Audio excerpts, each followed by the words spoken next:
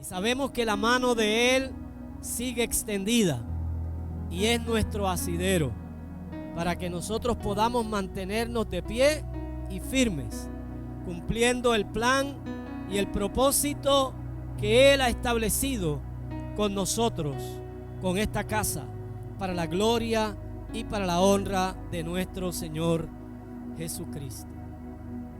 Y para allá, para el año 1989, llegó una pareja que comenzó con nosotros a abrir este surco y durante 30 años ha estado con nosotros. Yo voy a pedirle a nuestro hermano Alejo, a nuestra hermana Mirna, que ellos se pongan de pie y le demos un fuerte aplauso por haber creído que Dios nos llamó y por haber estado con nosotros desde el momento cero. Amén. Han visto toda la historia para poder hablar de la gloria que el Señor nos ha permitido. Y luego, para allá, para el año 1991, Dios nos permitió enviar unos jóvenes a la ciudad de Orlando, que no pudimos enviarlo directamente al aeropuerto internacional de Orlando, porque la problemática que había no le permitió a la organización hacer los arreglos debidos y con tiempo. Y yo con menos años,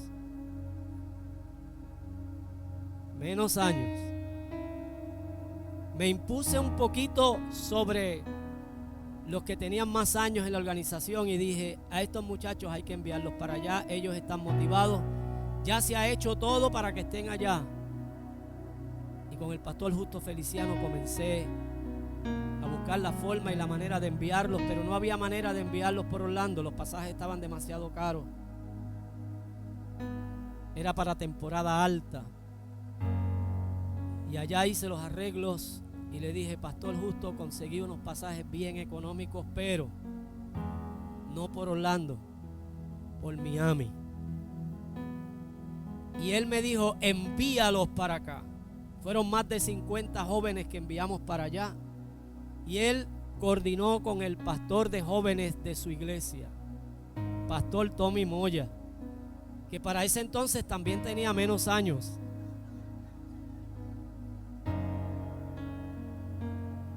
Y envié a todos esos jóvenes para allá, los recibieron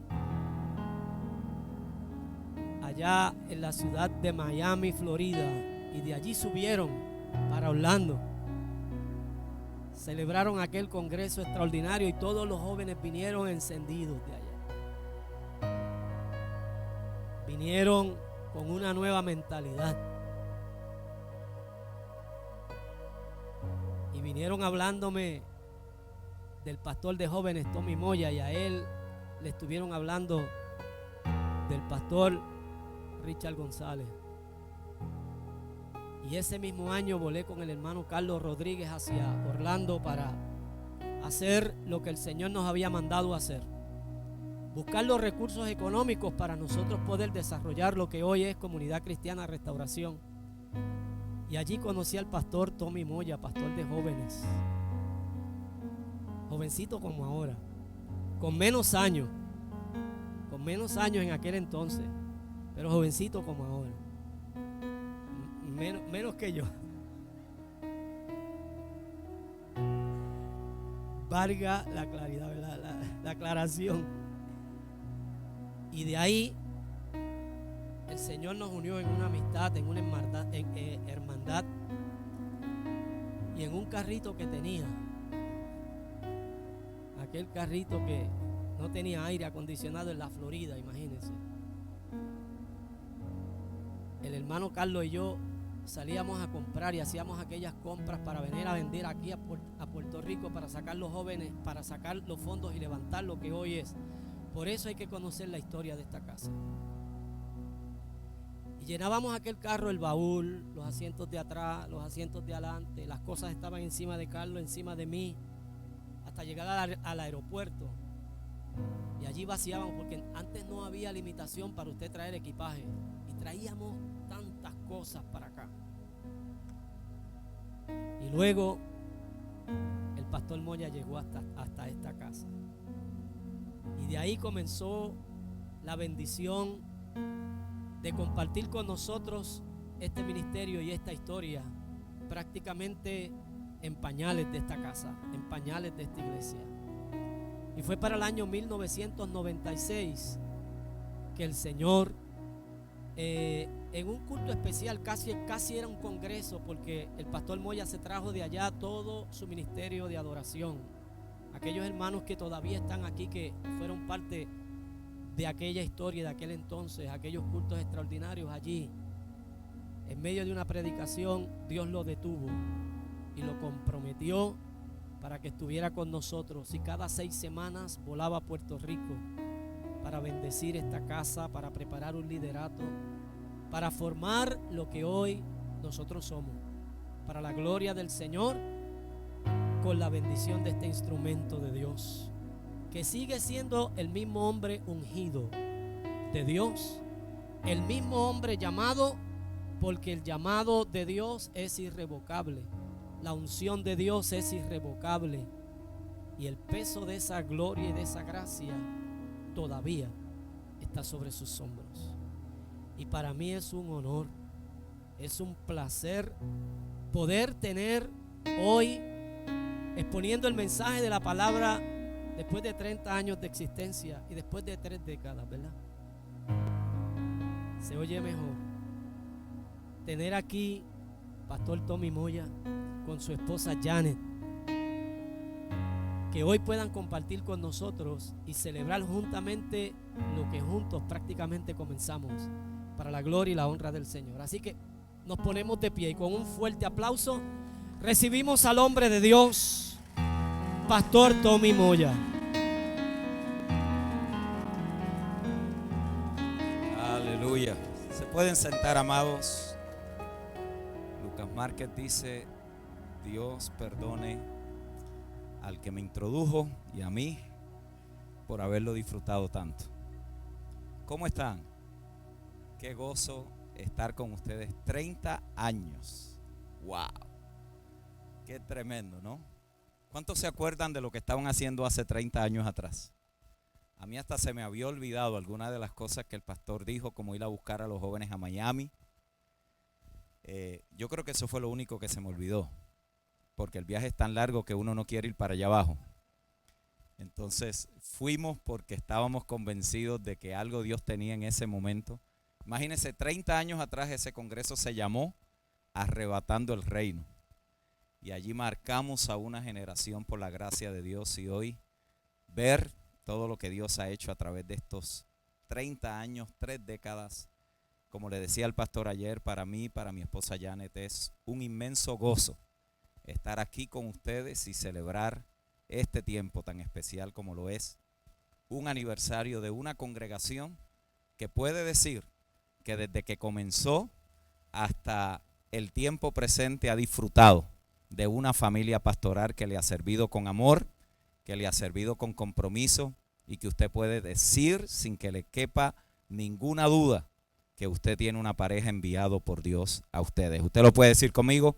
¿Por qué no le damos un aplauso a la familia pastoral, a sus hijos que le acompañan hoy, a Kevin, a Joshua y a Brian, a Anaís, y también a su bebé, y a cada uno de los que son parte de esta hermosa familia que el Señor ha traído para esta generación? Son pocas veces las que predico y tengo tantos miembros de mi familia conmigo. Así que imagínense, no puedo pasar eso por alto, así que le voy a pedir a mis tías, a mis primos, que se pongan de pie, por favor, y vamos a darle un aplauso de bienvenida. Para los que no sabían, Joel es mi primo, así que si se porta mal, me escribe.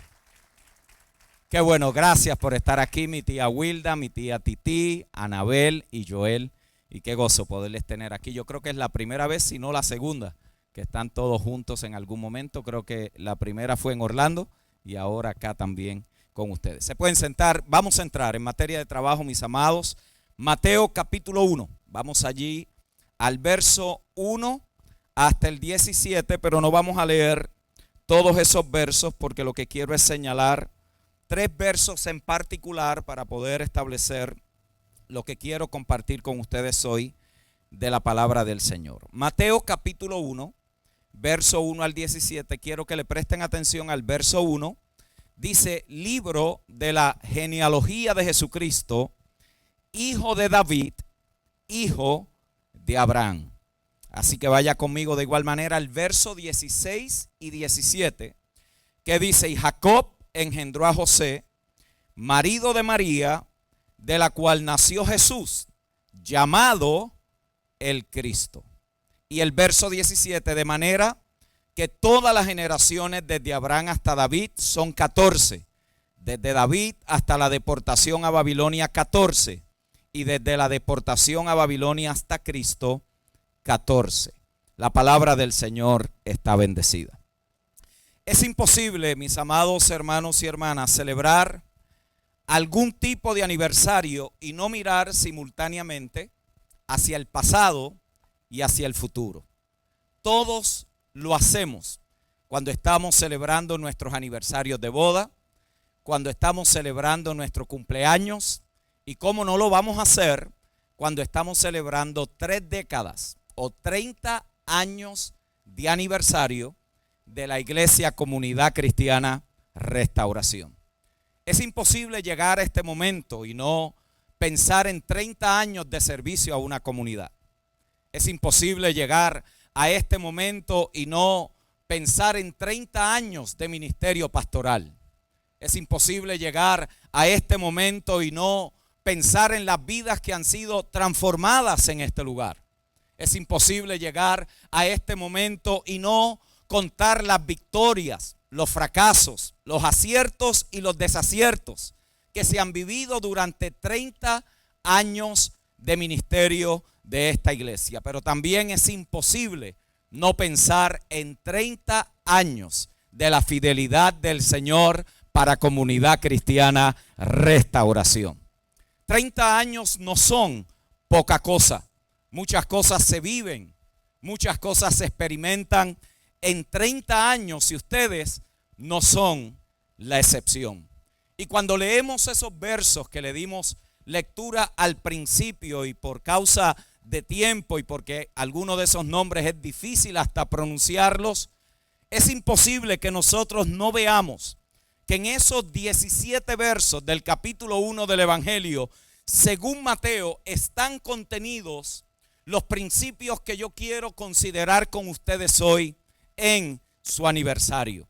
La serie de nombres que aparecen en la lista de textos no son los que comúnmente se utilizan para enseñar o para predicar en un aniversario de una congregación. Son 17 versos de nombres, quien fue el padre de quién por 42 generaciones. De hecho, a primera vista, cuando usted abre su Biblia y llega al Evangelio según Mateo y se encuentra con esa lista de nombres, no creo que usted es de los que se inspira a leer ese capítulo con detenimiento.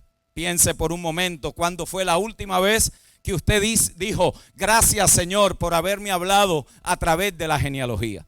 Muy pocas veces nosotros le prestamos atención a versos como esos. Sin embargo, para Mateo era diferente, porque Mateo tiene un propósito muy particular para considerar la genealogía y la descendencia de Jesús. Una pregunta que nos tendríamos que hacer es: ¿por qué es tan importante la historia de la familia de Jesús en el Evangelio según Mateo?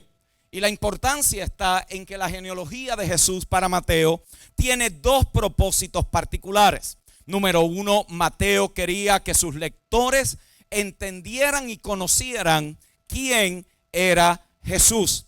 Los lectores originales del Evangelio según Mateo eran judíos. Y para Mateo era importante que ellos pudieran llegar a entender mucho mejor aquel personaje que acababa de aparecer a la historia, porque estaba íntimamente relacionado con ellos. Es como si Mateo estuviera diciendo: ustedes saben quién es Abraham. Ustedes saben quién es Jacob. Ustedes saben quién es Jacobo. Ustedes saben quién es David. Ustedes saben quién es Salomón. Pero este del cual yo estoy escribiendo, el Cristo, también es parte de su descendencia. Así que Mateo quería que ellos conocieran quién era Jesús y el papel que él jugó en su historia. Pero segundo, él también quería que en esta lista de generaciones el lector, los judíos, los destinarios originales de la carta también le encontraran significado a su historia. En los días de Jesús, los judíos miraban hacia el pasado en busca de su propósito. De hecho, ellos eran parte de un gran legado. Ellos sabían que sus antepasados, patriarcas y profetas eran parte de un pueblo que habían sido liberados de Egipto. Ellos sabían que ellos habían recibido los 10 mandamientos y que habían entrado a la tierra prometida, pero a la misma vez aquel pueblo que tenía una gran historia, aquel pueblo que vio milagro tras milagro de parte del Señor, aquel pueblo que fue liberado de la opresión, también en más de una ocasión fueron llevados cautivos por las naciones enemigas, fueron llevados a la esclavitud y como consecuencia ellos estaban viviendo de la gloria de su pasado. Sus recuerdos los estaban llevando a decir: ¿cuándo será que volverán aquellos gloriosos días que un día llegamos a vivir? Y eso no nos debe de extrañar, mis amados hermanos y hermanas, porque eso son reacciones nostálgicas. Y eso sucede cuando uno lo que está viviendo en el presente no se parece en nada a lo que se llegó a vivir en algún momento en el pasado. Es una tendencia muy humana. Les sucedió a ellos y también nos puede suceder a nosotros. Mucha gente piensa que si la iglesia volviera a aquellos gloriosos días, que si volviéramos a aquellos gloriosos cultos, que si volviéramos a cantar aquellas canciones que nos gustaban tanto. De hecho, cuando estábamos cantando los coritos del ayer, yo vi como algunos sonrieron, vi como algunos como que se pararon más derecho, vi como que de repente algunos que estaban sentados se pusieron de pie. ¿Por qué? Porque le trajo recuerdos, le trajo memoria, le trajo una experiencia que en algún momento llegaron a vivir y que ahora llegan a la conclusión de que los tiempos presentes no son iguales. Pero yo tengo noticias para usted hoy. Los tiempos presentes son mucho mejor que los días gloriosos que vivimos ayer. De hecho, el proverbista lo dijo de esta manera. Eclesiastés capítulo 7 verso 11 dice: nunca digas que los días pasados fueron mejores que estos, porque cuando esto digas no estarás hablando con sabiduría. Por eso es que nos gusta hablar del pasado, nos gusta hablar de los días gloriosos, nos gusta hablar de aquellas memorias que en algún momento fueron parte de nuestra historia. Nótelo, muy probable cuando hoy nos reunamos en la tarde salgan las historias del ayer. El pastor comenzó aquí a dirigirse a nosotros haciendo un recuerdo del pasado. Cuando usted cumple años, usted dice: yo recuerdo cuando tenía 16. De hecho, también usted va a notar que mientras más años cumple, usted deja de mencionar la edad y dice: a esta edad que yo tengo. ¿Cierto o falso? Como que de repente el número no es tan importante y usted comienza a usar unas frases como tan generalizadas, porque a la medida que va pasando el tiempo usted sabe que le queda menos tiempo en la tierra, pero también sabe que aquellos días que en algún momento llegó a experimentar, la realidad del asunto es que nunca se volverán a repetir. Por eso hablamos de aquellos gloriosos tiempos. Y así estaba este pueblo. A eso usted le debe de sumar que ellos tenían un sentimiento de abandono.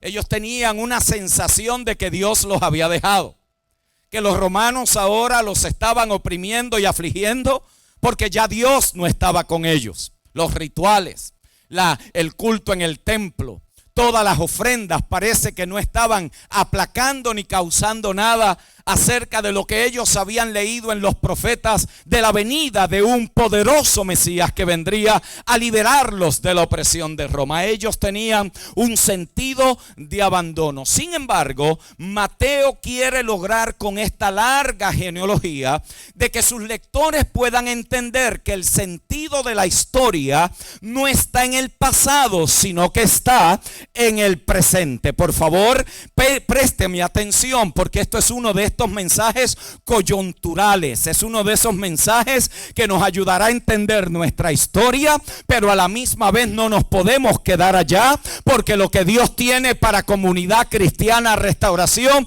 es mejor que todo lo que se ha logrado vivir en el pasado. El sentido de la historia no está en el pasado. El sentido de la historia está en el presente. El significado de Abraham, el significado de Jacob, el significado de David no está en la gloria que ellos vivieron en algún momento, sino que la gloria de ellos está en que ellos fueron precursores, en que ellos fueron una sombra en el tiempo de algo mucho mejor y mayor que se estaría revelando en algún momento. Ellos tuvieron parte en la historia. Ellos fueron parte de la cadena. Ellos fueron parte del eslabón que se estaba allí formando para poder unir una coyuntura con la otra. Pero si nos quedamos en la historia de David, si nos quedamos en la historia de Abraham y no vemos que aquello apuntaba hacia algo mejor y mucho mayor, no hemos entendido el propósito de la historia.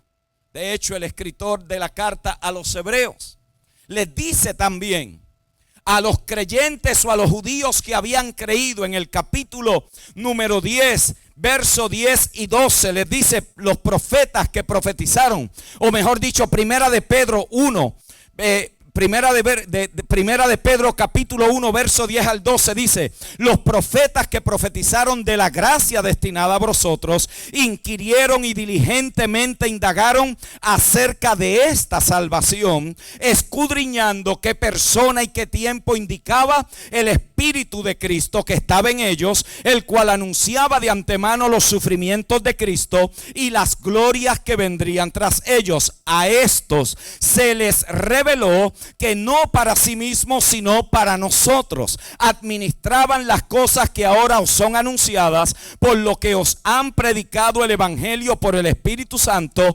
enviado del cielo, cosas en las cuales anhelan mirar los ángeles. Pedro y Mateo entendieron que la historia que se vivió en algún momento no tiene ningún sentido, no tiene ningún propósito si no logra algo mejor en el presente. Por favor, considera su propia historia.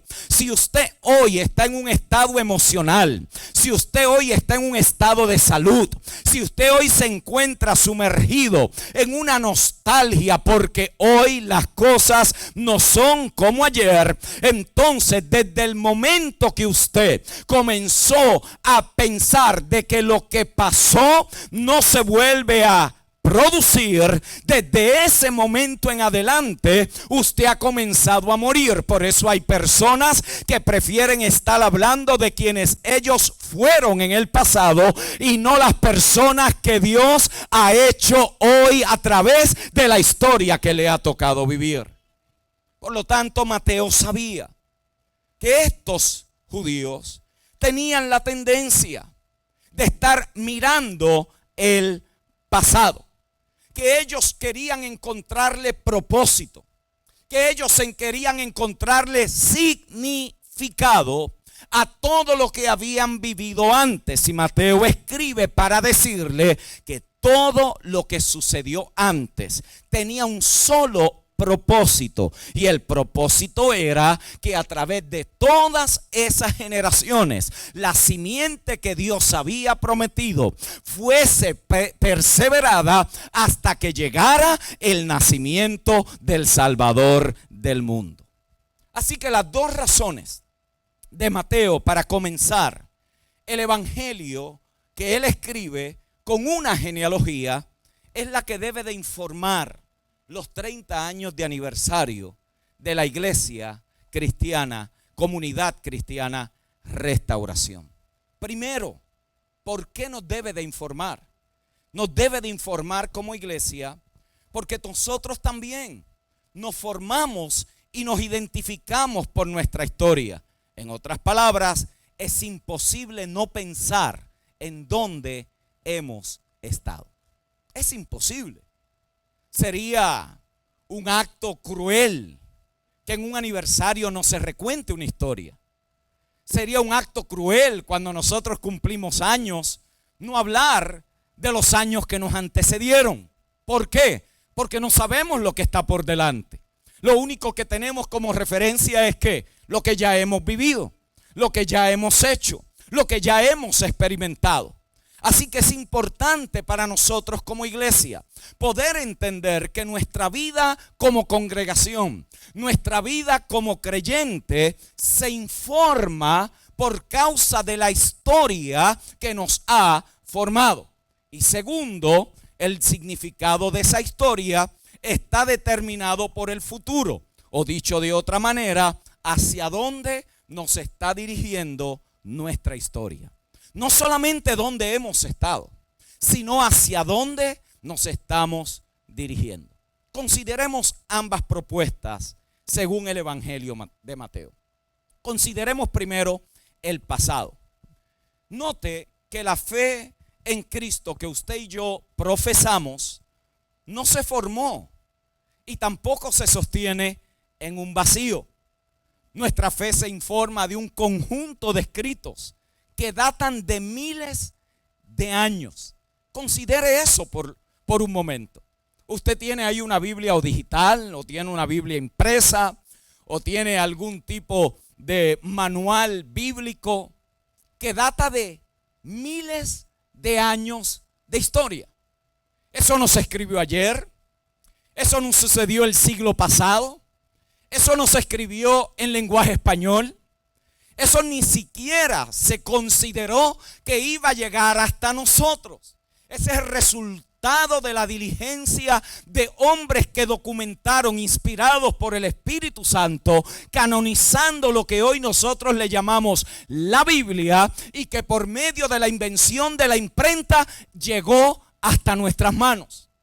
Es de allí donde nosotros tenemos la información que predicamos, las clases que enseñamos, la fe que nos sostiene. Es desde allí donde usted y yo podemos decir que nuestra fe ha sostenido todo tipo de dificultad a través de la historia, pero en el último análisis y al final del día, esta fe que nosotros profesamos no solamente nos ha sostenido a nosotros, sino que ha sostenido a millones de creyentes a través de la historia. Es una fe que tiene base. Es una fe que tiene contenido. Es una fe que está establecida no solo en un libro histórico, sino también en un libro que está lleno de historias. Lleno de historias. Y las historias de ese libro tienen un propósito. Las historias de ese libro tienen la intención de narrar cuáles han sido los tratos de Dios con la humanidad a través de la historia. Por eso cuando usted lee la Biblia, usted no está leyendo la historia de Abraham. Usted está leyendo la historia de Dios a través de la vida de Abraham.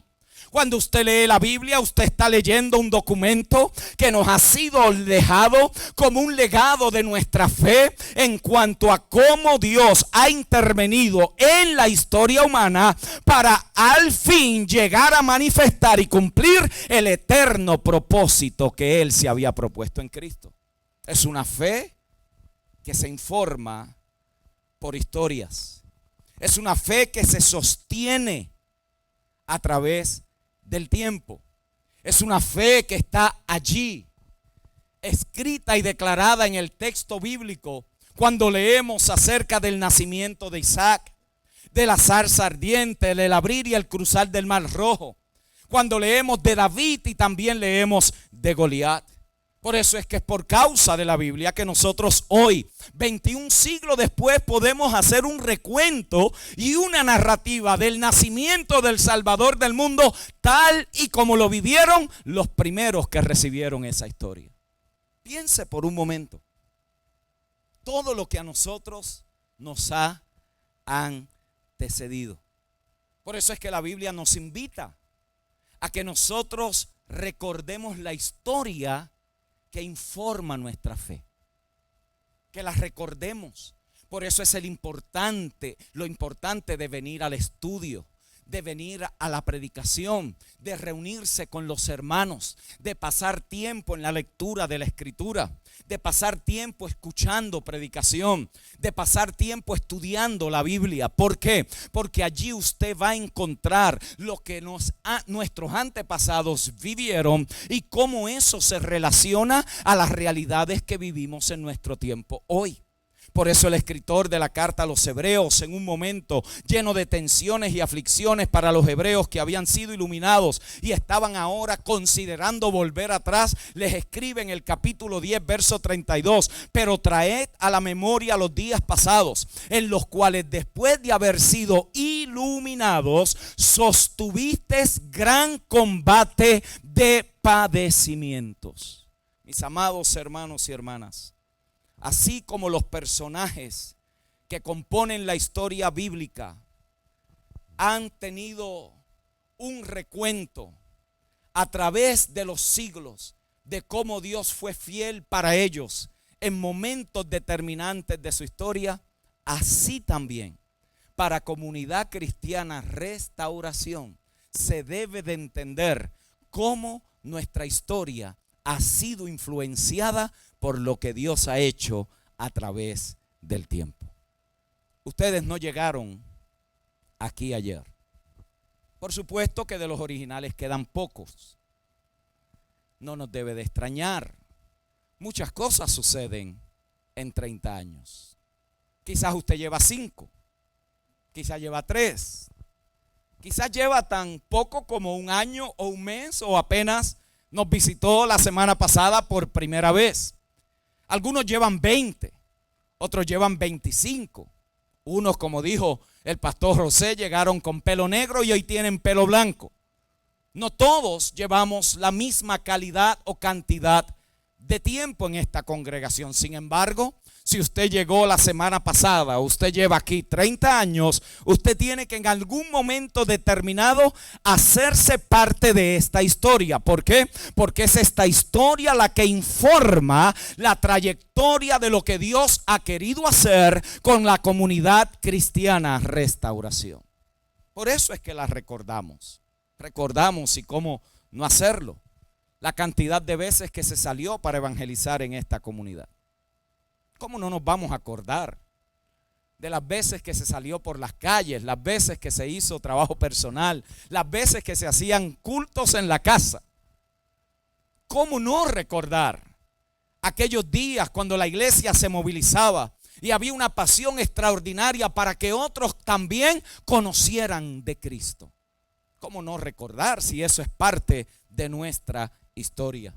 ¿Cómo no recordar cuando a veces llegaba a estos predios y preguntaba: ¿y el pastor Richard está por ahí? ¿Y dónde creen ustedes que estaba el pastor Richard? Bueno, en algún momento lo encontré en el techo, en otros momentos ligando cemento, en otro momento poniendo bloques, en ocasiones estaba en una reunión de consejería, en otras estaba dando una asesoría a alguna persona, en algún momento estaba en el hospital visitando a algún enfermo. ¿Cómo no recordar esas experiencias que han formado y han marcado esta historia? Y ya que estamos en el tema, ¿por qué y cómo vamos a olvidar el día que se cayó del techo y por poco la empaca temprano también? Eso es parte de esta historia. ¿Cómo se va a olvidar la experiencia del huracán María? Cuando se estaba buscando a ver cómo damos los servicios, qué hacemos, cómo conseguimos el dinero para la planta, y cada vez que se apagaba, como que todo ahí quedaba. Aquellos primeros días que pasé por aquí, vinimos aquí a esa reunión, y ustedes allí, como miles de congregaciones en toda la isla de Puerto Rico, estaban también poniéndole allí una oración más a su historia, a todo lo que ustedes han tenido que vivir hasta este momento. Y estoy seguro que si le preguntara y fuera por cada uno, independientemente de la cantidad de tiempo que usted lleva, algo usted tiene que decir de su experiencia en Comunidad Cristiana Restauración. Diga conmigo, eso es parte de nuestra historia. Aquí muchos de ustedes conocieron al Señor. Muchos de ustedes han sido afirmados a través de momentos de claudicación, cuando han querido soltarlo y dejarlo todo, irse una vez más al mundo, porque las pruebas estaban complicadas. A veces cantamos y ni sabemos lo que estamos cantando. Señor, rómpeme, y al momento que viene la primera prueba, Señor, ¿por qué a mí? A veces estamos allí y lo que necesitamos es una palabra de consolación. ¿Cuántos de ustedes aquí no han sido fortalecidos, instruidos, atendidos? Llegaron con la cabeza llena de miles de ideas acerca de Dios y poco a poco, como un artista que va tallando una figura y esculpiendo una obra de arte, el Espíritu Santo a través de los maestros asignados ha ido formando ese concepto claro y definido de quién verdaderamente es Dios para el ser humano. ¿Cuántos no llegaron aquí desconsolados y recibieron consolación? En 30 años de aniversario se han visto muchos nacimientos y también se han visto varios entierros. Por supuesto que en 30 años muchos de los que nacieron durante esas primeras etapas ya son padres. Pero los padres que ya tenían hijos ya son abuelos. El tiempo va pasando, las cosas van sucediendo y Comunidad Cristiana Restauración tiene que poder hoy que estar más que agradecida al Señor y con un gozo verdadero, que eso es parte de nuestra historia, de ser parte de la familia de la fe en esta congregación. Son momentos inolvidables y por esas razones y por muchas más nos sentimos orgullosos de decir que somos parte de esta historia. Así como lo fue Jesús para la nación de Israel. Las 42 generaciones desde Abraham en adelante. Todos aquí, mis amados hermanos, somos y estamos identificados con nuestras historias. Por eso es que Mateo presenta a Jesús y dice que él era el hijo de María y el hijo de José. Pero también cuando usted lee toda la genealogía, descubre que él era el 28 veces tataranieto de David.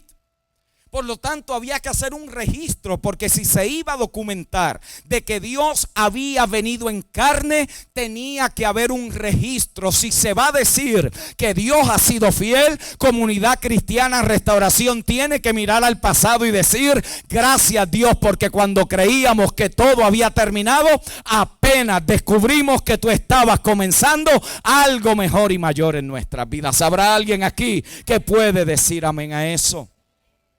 Por eso es que tú y yo y esta congregación somos producto de donde hemos estado.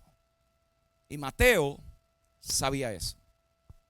Él sabía que hacer esta genealogía y presentar cada nombre y trazarlo desde el principio hasta el final iba a informar la fe de aquellos judíos. Pero Mateo también sabía algo. Y Mateo sabía que la historia no es suficiente. Quedarnos en el recuerdo, quedarnos en lo que fue, quedarnos en lo que llegamos a vivir, quedarnos en lo que un día experimentamos, no es suficiente. Mateo sabía esto. Mateo sabía que había que traer corrección. Mateo sabía que había que traer precisión y poder corregir aquellas cosas que estaban estacionando a las personas en el pasado. Él tenía que traer definición. Él tenía que poder hacer ajustes precisos porque ellos estaban tratando de encontrar su significado y propósito en lo que habían vivido en algún momento y no en lo que Dios estaba haciendo en medio de ellos. Por eso es que el punto principal de Mateo para describir todas esas generaciones de israelitas era que todo aquello apuntaba a algo que le daba sentido a su historia.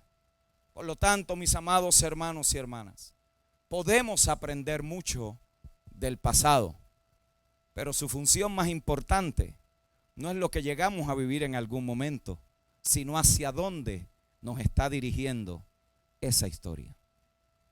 ¿Hacia dónde va Comunidad Cristiana Restauración?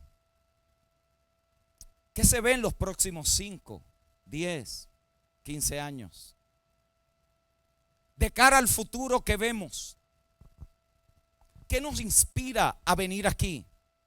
¿Qué nos mueve a separar una porción de nuestros ingresos, de nuestros bienes, para poder colaborar con algo? Yo espero que no sea cemento, piedra y arena, luz, agua e internet. Yo espero que cuando usted dé, usted sepa que no está dando para algo temporal y pasajero, sino que está dando para causar una influencia generacional. Yo espero que salgamos de aquí hoy agradecidos a Dios por nuestra historia, pero insatisfechos con nuestra reacción hasta el presente. ¿Qué nos ha enseñado la historia? ¿Hacia dónde estamos apuntando? ¿Qué cosas estamos nosotros hoy viendo o no viendo que debemos de prestarle atención?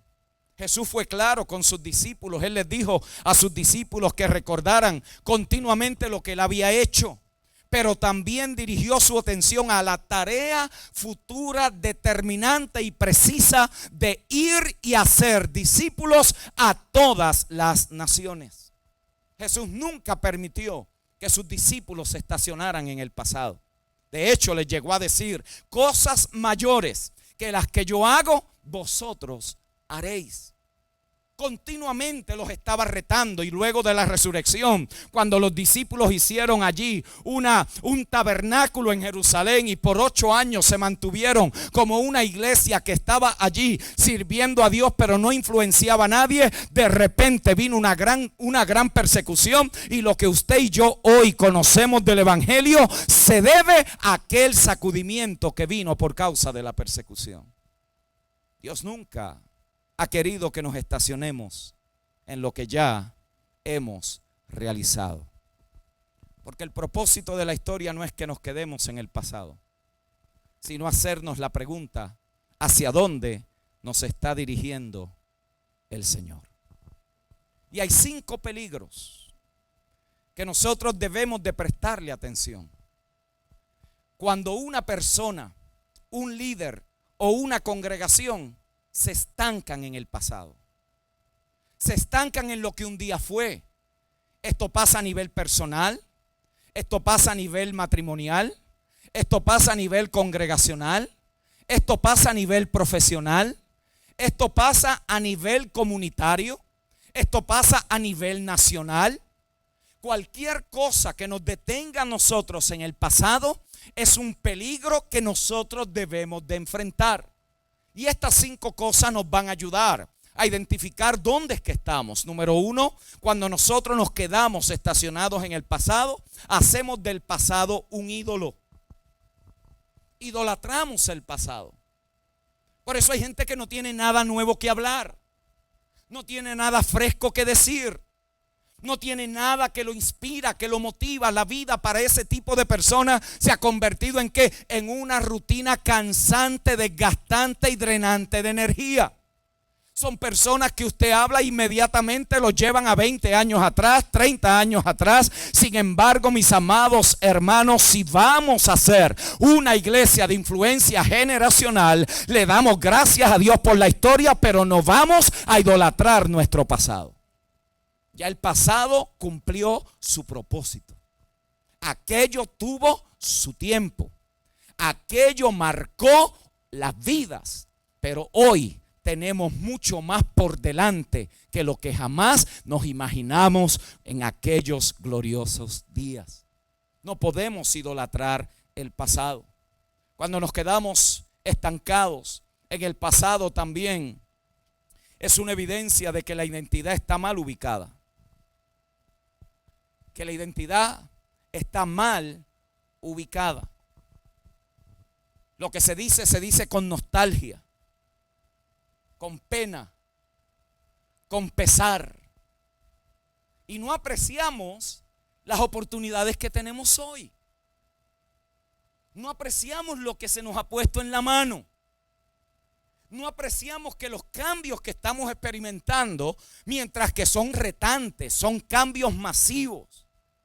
Nuestra tendencia a veces a mirar el mundo solamente por el lente de lo que yo estoy viviendo en el momento. Por eso es bueno salir de nuestro contexto. Por eso es bueno ser expuestos a otra manera de pensar. Ser retados en nuestras convicciones y en lo que decimos creer. ¿Por qué? Porque eso nos lleva a pensar. Cuando nuestra vida está ubicada solamente en lo que un día sucedió, nuestra identidad está ligada a eso.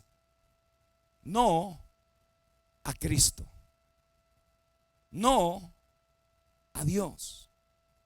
Por eso usted va a notar que cuando alguien deja de hacer por muchos años, los expertos nos dicen eso, que una persona que ha estado por muchos años trabajando o desarrollando o ha estado ejerciendo algún tipo de profesión y vocación, cuando se retira, hay una gran probabilidad de que esa persona entre en estados depresivos.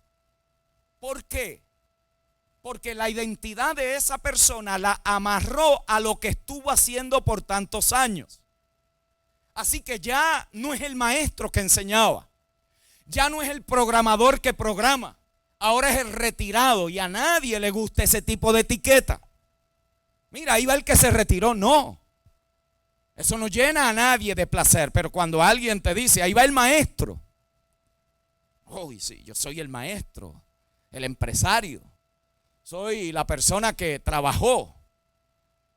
Cuando nosotros ponemos nuestra identidad allí, en lo que hacemos y no en quienes somos, en lo que un día hicimos y no en lo que debemos de estar haciendo hoy. Mis amados hermanos, tú puedes haber tenido 30, 40, 50 años haciendo algo. Escúchame bien, tu vida no termina cuando tú dejas de hacer eso. Aquello debe haber sido parte de una preparación para algo mejor y mayor, porque la vida no se acaba cuando yo termino de trabajar. La vida se acaba cuando yo dejo de respirar. Por lo tanto, si nuestra identidad está allí, entonces está mal ubicada. El tercer peligro es que la identidad entonces de la congregación está fuera de lugar. Si mi identidad como persona está amarrada a quien yo era y lo que hacía, entonces el lugar donde me congrego no va a poder cumplir con su misión. ¿Por qué? Porque la va a abortar. Y por eso es que hay tantas personas que no ven la oportunidad que tienen por delante. ¿Por qué? Porque hace 20 años yo era maestro de escuela bíblica. O hace tantos años yo participaba de la adoración. O hace la congregación entonces también establece su identidad en lo que un día hizo, en lo que un día fue, en lo que un día se llegó a lograr. Y eso es un peligro, mis amados hermanos, porque si miramos exclusivamente el pasado, vamos simplemente a dirigir nuestra vida a un estado de obsolencia, a un estado de aborrecimiento profundo, a un estado donde venir aquí los domingos y los miércoles no es tanto un gozo, sino más bien una cosa más que se hace en la semana. El cuarto peligro que tenemos que prestarle atención es que se pierden las oportunidades. Si solo se lidera con una visión del pasado, se vive con una visión del pasado, ¿cómo le vamos a servir a la gente con las necesidades que tienen hoy? No hay forma. No hay forma. Si para nosotros un culto bueno todavía es, ¿cómo estuvo el culto? poderoso. Pero ¿qué lo hizo poderoso? No. Eso, la gente se caía, eso era una cosa impresionante. Sí, ¿de qué sirve que usted se haya caído y se levantó igual? Fíjense. ¿De qué sirve? ¿De qué sirve de que nosotros estemos? Hay una tendencia en el pueblo de Dios de querer ver lo sobrenatural. Sin embargo, con las cosas naturales no nos graduamos. Queremos ver aceite por las paredes, polvo de oro en ¡ay, Dios mío! ¿De qué sirve polvo de oro en las manos y endeudados en el bolsillo? Piense. ¿Qué oportunidades estamos perdiendo? ¿Qué cosas deberíamos de estar nosotros mirando alrededor, en tu contexto, en tu vecindario, con tu familia? Que son oportunidades para la gente del siglo XXI, que nos pertenecen, nos competen a nosotros como iglesia. ¿Por qué? Porque si vamos a ser una congregación de influencia generacional, mis amados hermanos, tendremos que poder abrazar las oportunidades que estamos teniendo en nuestro tiempo. No se va a hacer de otra manera.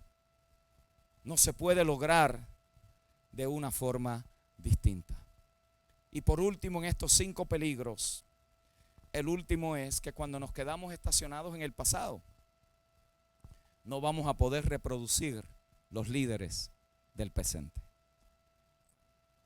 No hay nada peor para un líder emergente que tenga nuevas ideas, que tenga una nueva manera de interpretar y de ver la vida, que es confrontado por ideas y paradigmas del pasado. Por eso es triste ver cuando uno escucha líderes que están emergiendo con nuevas ideas, con nuevos conceptos, con nuevas capacidades, ser abortados porque el lugar donde se congregan no abraza su liderazgo. Nos ayude el Señor y jamás esto nos suceda en Comunidad Cristiana Restauración. Que Dios nos dé nuevos y mejores líderes para los próximos 20, 30, 40 años, que nos reten, que nos sacudan todo el espasmo pentecostal que tenemos encima y podamos decir: Señor, estamos listos para una nueva asignación, que podamos poseer lo que tú nos has entregado en esta generación. Tenemos que poder abrazar a ese nuevo liderazgo que surge, que no va a sonar como nosotros, ni se le ocurre esperar que suenan como nosotros, que hablan distintos, que piensan diferente, que actúan de una manera diferente, que ven el mundo, que tienen otras experiencias. Nos ayude el Señor a darle la bienvenida a unos nuevos José que se están levantando en esta generación para poder dirigir al pueblo de Dios en esta generación. No podemos ser de los que abortan el nuevo liderazgo por habernos quedado estacionados en el pasado. Así que, mis amados hermanos, Comunidad Cristiana Restauración tiene más que un motivo de estar agradecidos a Dios por la historia. Usted puede decir amén a eso. Pero también tenemos más que un motivo para decir gracias Dios por nuestra historia, pero no nos queremos quedar allí. Queremos continuar avanzando porque nuestra fe nace y se nutre no solamente de la experiencia histórica, sino también de lo que Dios está haciendo en el presente hoy. ¿Hacia dónde vamos? ¿Hacia dónde nos dirigimos? ¿Qué tendrá el Señor para esta congregación? ¿Qué sucederá en los próximos 3 a 5 años? De lo cual ustedes hoy en el 30 aniversario mirarán hacia atrás y dirán: bueno, en el 30 aniversario se predicó acerca de que estábamos en un momento coyuntural. De que si bien es cierto que la historia ha sido extraordinaria y hemos aprendido grandes lecciones, también es cierto que el reto por delante de nosotros va a requerir la ayuda de Dios en esta generación. ¿Cómo lo vamos a cumplir? Yo quiero someter ante ustedes que Comunidad Cristiana Restauración y su liderazgo tienen la responsabilidad ante niños y jóvenes de prepararlos para las cosas que van a enfrentar en la vida. Esta generación de padres no es como la que usted y yo nos criamos. Hoy los chicos de 4 años saben más que los padres de 40. De tecnología, lo que han sido expuestos, lo que están aprendiendo en la escuela, lo que un maestro de escuela bíblica está tratando de enseñar en 1 hora a la semana. Hay maestros en escuelas donde están deconstruyendo todos los días lo que aquí se está enseñando y lo que en su casa usted está enseñando. ¿A cómo la iglesia responde a eso? ¿Cómo la iglesia prepara una generación de niños y jóvenes cuando vaya a la universidad no sean absorbidos por el humanismo que está acaparando nuestra generación? ¿Cómo? Si no nos sentamos, si no consideramos, si no miramos que lo que tenemos por delante no es un problema, lo que tenemos por delante es una oportunidad. Comunidad Cristiana Restauración tiene responsabilidad con los ancianos. No solo con los niños y jóvenes. Tiene responsabilidad con los ancianos. Puerto Rico cada día está más envejecido. Se estima que en la próxima década un 60% de las personas que viven en esta isla tendrán 60 años o más. Piense. ¿Sabe lo que eso implica? Que hoy aquí hay muchachos jóvenes que están criando a sus hijos, que en 10 a 15 años estarán cuidando a sus padres. Piense lo que esto implica para una congregación. Piense las implicaciones que hay ante nuestros ancianos, el estilo de vida que llevan, cómo la iglesia puede participar, educar, cómo la iglesia puede informar, cómo la iglesia puede crear medios donde los ancianos se sientan parte de esta generación y que no son un estorbo en la congregación o en la sociedad. Son preguntas que tenemos que poder plantearnos. Comunidad Cristiana Restauración tiene también una impresionante responsabilidad ante la comunidad que nos rodea. ¿Cómo ha cambiado esta comunidad? ¡Wow! Yo a veces miro la calle donde yo me crié. No hay ni un niño jugando en la calle. Antes yo venía por aquí y había que tener cuidado porque los niños salían corriendo. Y si no tenías cuidado te los llevaba enredado también. Ya los chicos no están en la calle. Están jugando juegos electrónicos metidos en la casa. Obesos. Sobrepeso. Pastor, eso no le debe importar a usted. Bueno, yo creo que si vamos a hacer una iglesia de influencia generacional, diga conmigo, nos debe de importar la salud de nuestros hijos. Nos debe de importar los niveles de diabetes que se están disparando. Nos debe de importar la cantidad de niños asmáticos que tenemos. Nos debe de importar la cantidad de muchachos que hoy no están graduándose. Tenemos que tener presencia en estas realidades comunitarias. Y usted dice, bueno, heme aquí, Señor, envía al pastor Richard. Yo espero que usted no sea uno de esos, porque entonces perdimos el tiempo. Que usted diga, yo también tengo historia y yo también puedo hacer la diferencia en la vida de algún niño, en la vida de mis sobrinos, en la vida de mis nietos, en la vida de mis vecinos, en la vida de los niños en la comunidad. Yo cuento con alguien aquí que dice, yo estoy convencido de que esto es una oportunidad, no es un problema. Por lo tanto, tenemos que hacernos estas preguntas y tenemos que poder mirar de cara al futuro. Y como Mateo, ayudar a la gente a no quedarse en la historia, sino ver de cara al futuro. Quiero invitarles a soñar conmigo. Imagínese por un momento. Considere por un momento lo que se puede llegar a realizar cuando una congregación influencia a una generación. Imagínense que los profesionales que están aquí, que estudiaron administración de empresas, algunos son contables, otros tienen algún grado académico. Imagínense que la profesión que usted ha ejercido por algunos años, usted no la dedique solamente a generar dinero. Piense por un momento. y que usted es bueno en matemática, pero uno de los niños en la congregación, de las familias, está fallando en las matemáticas. Mis amados hermanos, la hora de decir vamos a orar por el niño, Dios no es maestro de matemáticas. Dios nos enseña para que le enseñemos a otros. Y tú tienes la capacidad.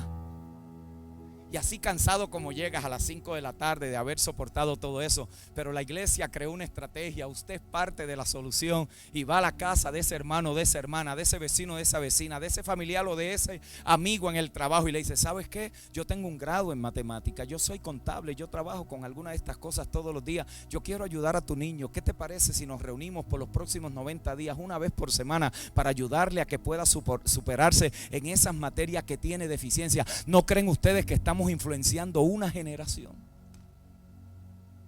Sueñe conmigo.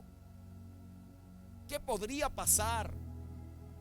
¿Qué sucedería si usted llega aquí diciendo: Señor, yo quiero ser parte de la solución del problema en mi país? Eso no está en Wanda Vázquez, eso no está en el Senado ni en el Congreso, mis amados hermanos. Eso está en la gente que quiere un mejor Puerto Rico. Esa gente no está allá arriba, esa gente se congrega, trabaja, vive y existe todos los días en la vida comunal de este país. Por supuesto que el rol del gobierno es importante para facilitar los procesos que se requieren. Por supuesto que hay una participación de nosotros en la vida gubernamental. Pero usted no puede esperar que lo que a usted le corresponde y a mí me corresponde, otro lo haga por nosotros. Esa es nuestra responsabilidad. Yo no voy a esperar que el gobierno eduque a mis hijos. Eso no es el rol del gobierno. La educación moral se da en la casa. Y gloria a Dios cuando tenemos maestros, no porque mi prima amada esté aquí, con una maestría en educación, enseñando todos los días.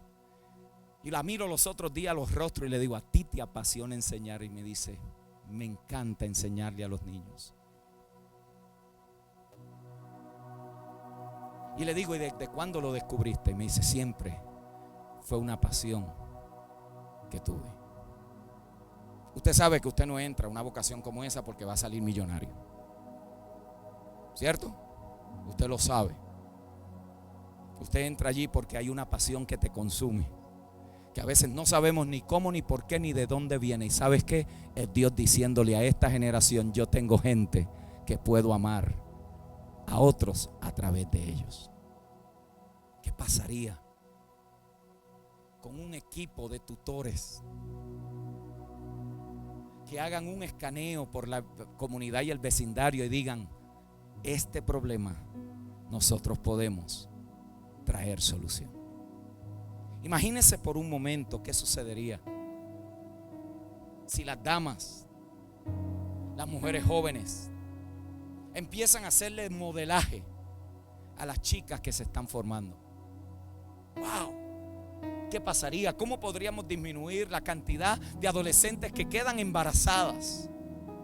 ¿Cómo podríamos eliminar el porcentaje, o por lo menos reducir drásticamente el porcentaje de niños y niñas que no terminan su cuarto año? ¿Cómo podríamos hacer? ¿Qué sucedería si nosotros hacemos clínicas, creamos educación acerca de la importancia del cuidado personal, para que en vez de estar pidiendo un milagro de sanidad, le demos gracias a Dios porque hemos aprendido a cómo vivir en salud divina? ¿Qué sucedería si Comunidad Cristiana Restauración de cara al futuro dice: gracias a Dios por nuestra historia, pero queremos abrazar las oportunidades? Para eso se va a requerir, y con esto termino, un grupo de personas particulares. Un grupo de personas que tienen unas características, que tienen una evidencia, y se las quiero dar rapiditos. Número uno, gentes que saben que ellos son una bendición porque ya han sido bendecidos. Y yo no estoy hablando de cuánto usted tiene en el banco, ni cuántas casas tiene, ni qué carro maneja. Yo estoy hablando de que usted sabe que si usted está en Cristo, usted está bendecido con toda bendición espiritual. Que esto no tiene nada que ver con cuánto usted tiene en el bolsillo, sino cuánto de Dios se ha formado en usted. Que usted sabe desde que se levanta hasta que se acuesta, se levantó un bendecido y se acostó un bendecido, aunque a través del día haya tenido el día más difícil de su vida, porque su bendición no depende de su condición presente, sino de su posición eterna en Cristo el Señor. Gente que sabe que están bendecidos hasta las muelas. Que usted no viene aquí a buscar bendición, que usted viene a darle gracias a Dios porque usted ha sido bendecido con toda bendición espiritual. Son gente que saben que están bendecidos, pero también son gente que saben que vivir una vida generosa es mejor que vivir una vida que los retiene todo. Son gente que han entendido que dar es mejor que recibir. Son gente que dan 3 cosas de la vida: tiempo, talento y tesoro. Son gente que ponen sus destrezas a la disposición del Señor, sus recursos a la disposición del Señor y su tiempo para la disposición del Señor. Son gente generosa. Son gente que ya dejan de dar el peso ese arremillado que a veces ponemos allí y lo tiramos para que nadie diga. No. Son gente que dice: Señor, no tendré mucho, pero de todo lo que tengo te voy a dar generosamente. Son gente generosas. Son gente que manifiestan las riquezas abundantes de la gracia. Son gente que no están buscando por allí a ver a quién condeno hoy para sentirme mejor que él, sino que son gente que se levantan diciendo: Padre, gracias, porque cuando yo no me lo merecía, a ti te plujo perdonarme en Cristo y yo puedo extender esa misma gracia a los demás. Son gente que son servidores. Son servidores. Son gente que no hay que estarlos maniqueteando. Hermano, no se le olvide, hermano, venga, hermano, que usted sabe. No. Son gente que están primero en la fila diciendo: aquí estoy, ¿en qué puedo servir a alguien? Son gente dispuesta y disponible para lo que haya que hacer. Esta gente también muestran compasión. Es fácil, hermano, criticar a otro cuando usted no ha estado en esos zapatos. Es fácil señalar las faltas de otro cuando usted no ha notado usted que cuando los muchachos son malos, eso es que están llenos de demonios, pero cuando son los de nosotros, el Señor está tratando con ellos.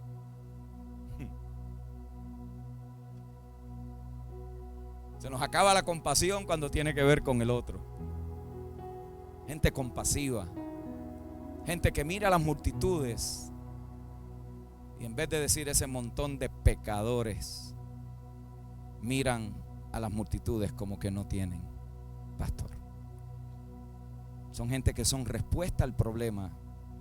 Son gente que son ejemplos vivos de una vida llena de gozo.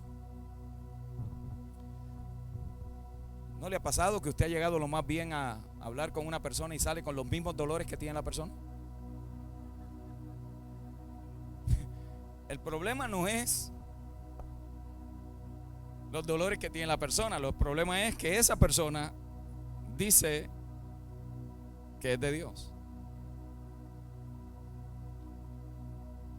¿Cómo aprendemos a vivir con gozo en medio de un mundo en decadencia, de un mundo irredento, de un mundo donde, hermanos, todas las cosas parece que cada vez se complican? ¿Cómo aprendemos? Ahí es donde entra el evangelio. Si este evangelio a nosotros no nos da esperanza en medio, hermano, de la desesperanza, entonces lo que nosotros hemos creído es un engaño. Nos engañaron. Nos vendieron un evangelio falso. Porque el evangelio no es para vivirlo en el cielo. El evangelio es para vivirlo en la tierra. El evangelio se vive aquí y ahora. El evangelio es una buena noticia. ¿Cuál es la buena noticia? De que Dios estaba en Cristo reconciliando al mundo con Él, no tomándole en cuenta a los hombres sus pecados, y ahora a nosotros nos ha dado la palabra y el ministerio de la reconciliación. Pastor, quiere decir que entonces no voy a tener malos días. Seguro, usted va a tener, yo tengo malos días. Lo que no puedo decir es que tengo una mala vida. Lo que no podemos decir es que esta vida es un pesar, que esta vida es un problema. No, la vida es una bendición de parte del Señor que tenemos que aprender a disfrutarla todos los días. Esta gente, lo menos que usted quiere, mi amado, asociarse con gente amargada, resentida y con gente pesimista. La gente que influencia una generación son gente que aprenden a vivir en gozo. Y por último, Son gente que han aprendido el contentamiento en una cultura llena de ansiedad y contaminada. ¿Qué vamos a hacer? De cara al futuro, ¿qué vamos a hacer? Gracias a Dios por nuestra historia, pero gracias a Dios por las oportunidades. Aquellos judíos que estaban buscando significado y propósito en su historia, no vieron la oportunidad que les estaban haciendo de poder conocer al Mesías prometido, a los que los profetas habían anunciado. Estaba en medio de ellos y no se dieron cuenta. No nos suceda así, sino que después de 30 años miremos al pasado y demos gracias, miremos al presente y demos gracias, y miremos al futuro y digamos: estamos listos, enfrentemos los retos de nuestra generación. Inclinemos el rostro.